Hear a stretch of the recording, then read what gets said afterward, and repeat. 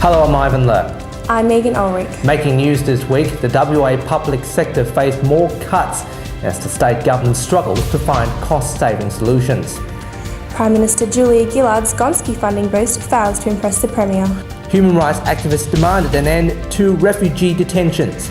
And the bunnies that appeared in the Perth CBD? Why are they getting all the attention? This is the Evening News. Good evening. We begin tonight with the news that 1,200 public sector jobs are to be slashed by the state government. The decision comes in the wake of a poor economic outlook for the state. The bad news was announced by both the Premier and the Treasurer, with the job cuts expected to save the government up to $2 billion. Troy Buswell justified the cuts, saying the public sector's salary represents 45% of the government's spending. While the Premier Barnett stated that the measures will help the public sector to be more efficient, but the opposition was quick to attack. Prior to the election, the Premier said in Parliament that no jobs would be lost, there would be no redundancies. While the unions believe that the cuts will hurt public services, despite that Colin Barnett said he doesn't believe so. Frontline services have already been affected by successive funding cuts and job cuts by the Barnett Government. So why would frontline services be exempt? Look, the government says they need to save money. At the same time, Colin Barnett has given an $85,000 a year pay rise to his media advisor. I think we're seeing some double standards here. West Australia's state budget is due to be out by August this year. Charlie Ju, WAMN News. Prime Minister Gillard was in Perth this week, trying her best to attract WA to sign the Gonski reform through the promise of a funding boost. On the other hand, Curtin University students protested against the federal government's tertiary education funding cut. During Ms Gillard's visit in Perth, Curtin University students continued to protest against the $2.8 billion tertiary education funding cuts. You know, it's an overall marketisation and user pay system that's being pushed on universities. So we're going to see more of things like classes pushed online, classes overcrowded, having trouble speaking to tutors and lecturers. WAMN News understands the PM has tripled the Gonski funding to $920,000 if WA signed up to the deal. Although the Premier Barnett has admitted that the money on the table is more attractive, he has said it is unlikely that WA will sign up to Gonski. On the other hand, Radio 6PR talkback host Howard Sattler was sacked after he asked whether the PM's partner is gay. Tim's gay. Well, no, that's not me saying it, that's a myth. Well, that's absurd. Yeah, but you hear it. He must be gay, he's a hairdresser. Oh, well, isn't that... You've heard it. But, it's not me saying it, it's what people say. Well, I mean, Howard, I don't know whether every silly thing that gets said is going to be repeated to me now. No. But to all the hairdressers out there, including the men who are listening, I don't think in life one can actually look at a whole profession full of different human beings and say, gee, we know something about every one of those human beings. I mean, it's absurd, isn't it? You can confirm that he's not. Oh, Howard, don't be ridiculous, of course not. In a heterosexual relationship, that's all I'm asking. Well, Howard, you and I have just talked about that, so now that is bordering. Howard, let me just bring you back to earth. It's understood that Mr Sattler is considering legal action against the radio network. Martin Wilson, WAMN News. A human rights rally was held in the city on Sunday, marking World Refugee Day. They urged the Australian government to abolish the Pacific Solution and demanded an end to mandatory detention.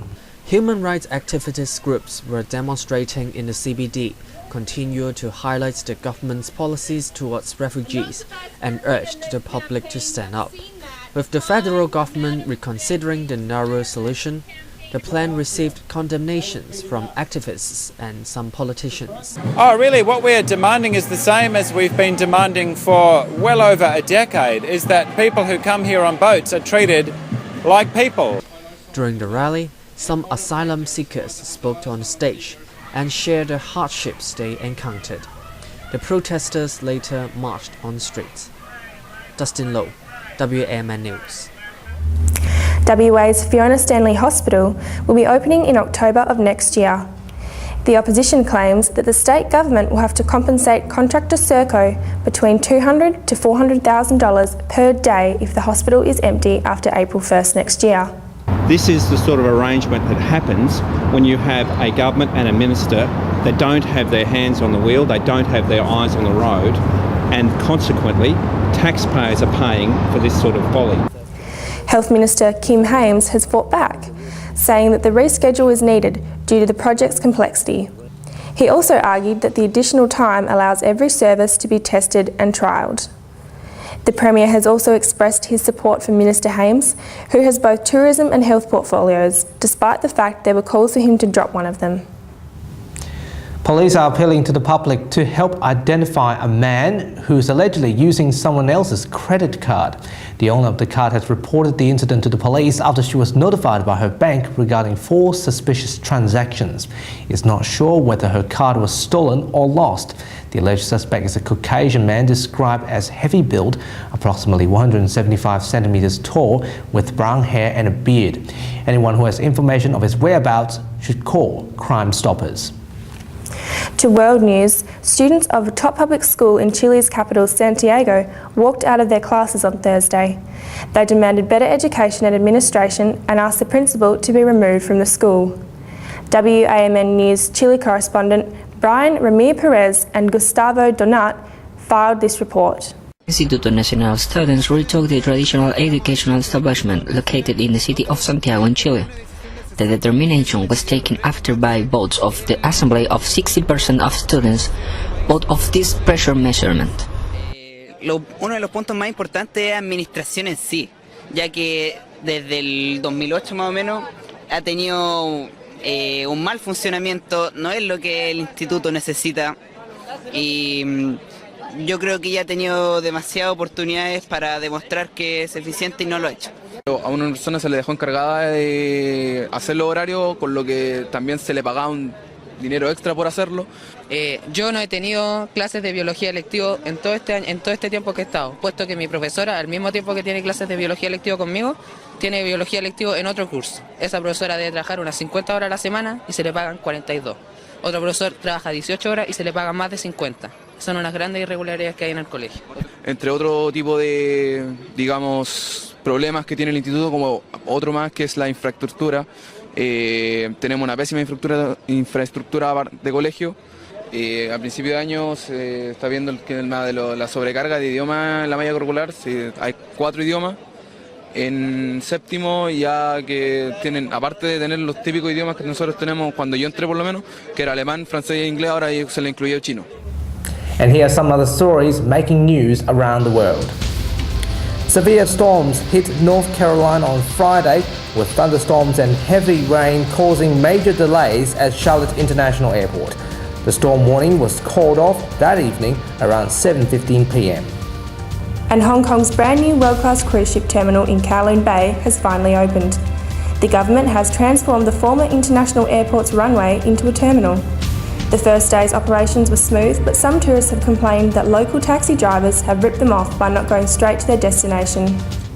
And finally tonight, it's the Bunnies that got all the attention in Perth this week, as the 2.5 metre tall polyethylene rabbit stand in the City of Perth's affordable Key City Workers Housing Project.